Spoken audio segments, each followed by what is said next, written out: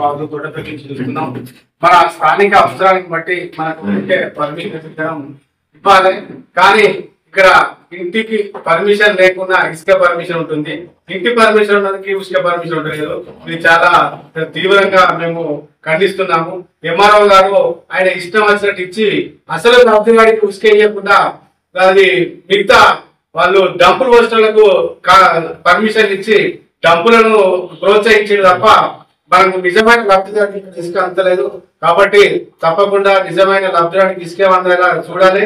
వాస్తవంగా ఇప్పుడు నీళ్లు అడుగంటిపోయే పరిస్థితులు ఉన్నది. ఇప్పుడు మొత్తం ఉసుకే కథం అయిపోతుంది. కాబట్టి ఇక్కడ మన మండల పరిస్థితిలో స్థానిక అవసరాలకే పర్మిషన్ ఇవ్వాలి. సరే, ఇప్పటికి ఇచ్చిన వారికి సరిపోయింది. ఇంకా వేరే పెద్ద పెద్ద వాగులలో ఇచ్చుకుంటే బాగుంటది. మనం కూడా చాలా వరకు మన తొమ్మ వాగు నుంచి ఇచ్చిర్రు. ఇక్కడైనా మానుకొని ఇక్కడ లోకల్ అవసరాలు కూడా మన ఇందిరా మైండ్లు కూడా చాలా వచ్చే అవకాశాలు ఉన్నాయి. వచ్చినాయి కాబట్టి మనం ఇక్కడ అవసరాలకు ఇవ్వాలని చెప్పినా తక్కువనే. ఏ పని పోయినా ఇది కాదు అది ఇంటున్నది అట్లా అని చెప్పేది. కానీ మరి ఇప్పుడు బేగంపేటలో ఎట్లుందని నువ్వు రిజిస్ట్రేషన్ చేసినావు, అది మీరు గుర్తుంచుకోవాలి.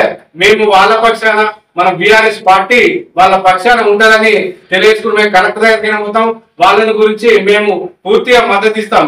ఎందుకోసం అంటే అంత అనిచేతనం మా ఆరాధ్య చెప్పిండు ఎంఆర్ గారు, ఈ పని ఇది చేయరాదు సార్, అది సైట్ లేదు సార్, ఇది ఇవ్వలేదు సార్. మరి అది ఎట్లకెళ్ళి వచ్చిందని మేము అడుగుతున్నాం.